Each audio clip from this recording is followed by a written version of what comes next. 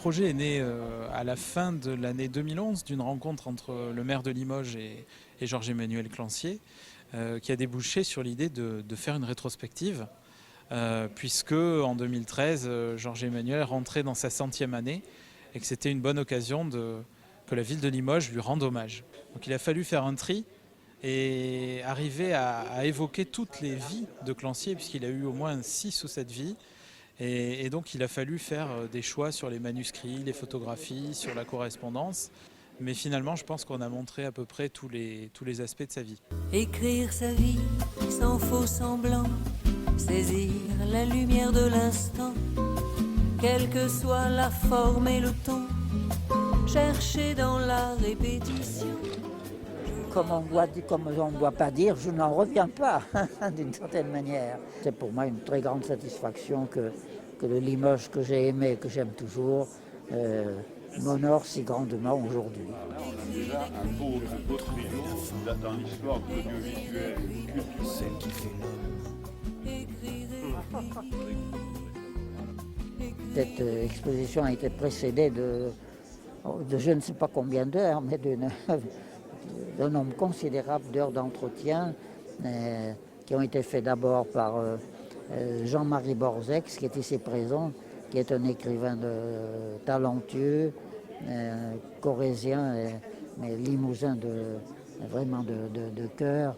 Ce qui a été conforté en moi, c'est cette qualité que j'ai vue incontestable, c'est cette extraordinaire lucidité, cette extraordinaire mémoire du détail.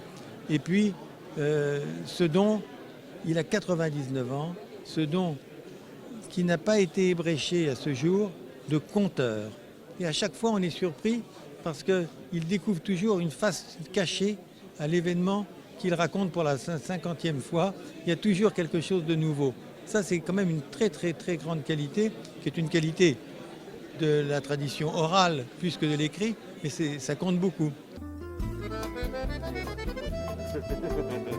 Alors ça c'est la première avec Serge Noir à Limoges. Je le reconnais. Limoges Centre-Ouest, c'était une grande radio. Georges-Emmanuel Clancier, c'est l'éclectisme. Il y a tout. Il y a la poésie, il y a le récit autobiographique, il y a la curiosité journalistique, il y a un tas de choses. C'est une œuvre extrêmement complexe. Mais ce que je sais, c'est que c'est un homme qui est bon naturellement. C'est un homme qui est très blessé par l'injustice et qui sans cesse est obsédé par cette question de l'injustice dans nos sociétés. C'est de là que vient le pain noir. Je suis très heureux que les livres que j'ai commis, qui sont essentiels pour ce pain noir, qui est non seulement mon livre, mais qui est je dirais, le livre même de la grand-mère que je continue à vénérer et à qui j'avais appris à lire. Et ce pain noir qui est fait en grande partie des souvenirs qu'elle me donnait lorsque moi-même j'étais enfant et tout petit. Je suis heureux que ce soit Limoges, la ville de Limoges, la grande bibliothèque de Limoges, qui ensuite veillera sur ce manuscrit et pourra peut-être, le cas échéant, des curieux ou des gens aimant ce livre ou voulant l'étudier d'une manière plus attentive pourront venir ici le consulter.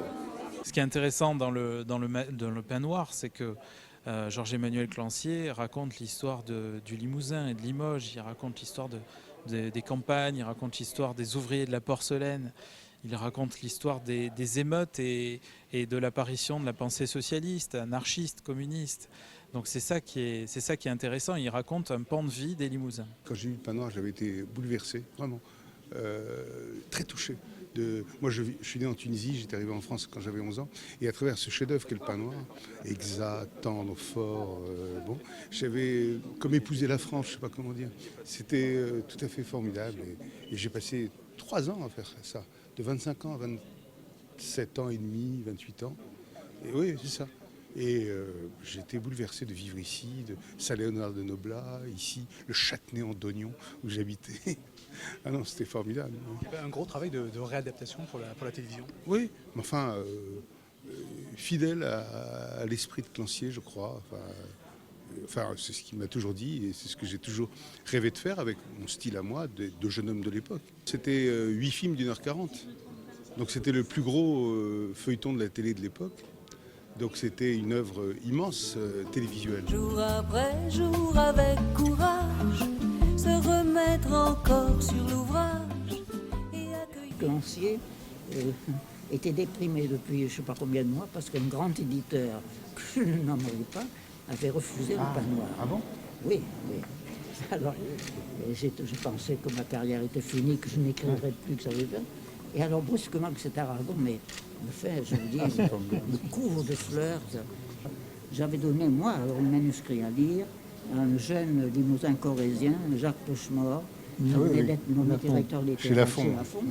Et je reçois une lettre avec un contrat de Lafon. Je passais donc du fin fond dans lequel j'étais tombé. Alors mon ennui ensuite c'était mais que vais-je faire entre Aragon et Lafon? Et je rencontre Salacrou, que je connaissais un peu, l'auteur dramatique, qui était un monsieur assez raide, assez rude, et je lui raconte l'histoire. Et il me dit, vous êtes communiste? Je dis non. Et alors qu'est-ce que vous devriez faire chez Aragon? Écrire, écrire, écrire,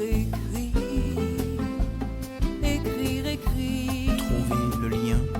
écrire, écrire. C'est un manuscrit dont on va faire quelque chose, c'est-à-dire qu'on va le numériser avec l'accord de Georges-Emmanuel Clancier, on va le mettre en ligne. Pour nous, c'est aussi l'avoir à Limoges, c'est une façon de le valoriser et de le faire connaître du public, du grand public et du public des chercheurs. C'est vraiment une très très très grande joie au terme du long parcours de ma vie de me voir ainsi reconnu, célébré et j'ai l'impression aimé par cette ville qui m'est chère. Pensez toujours plus haut, plus loin, même si le vivre est incertain.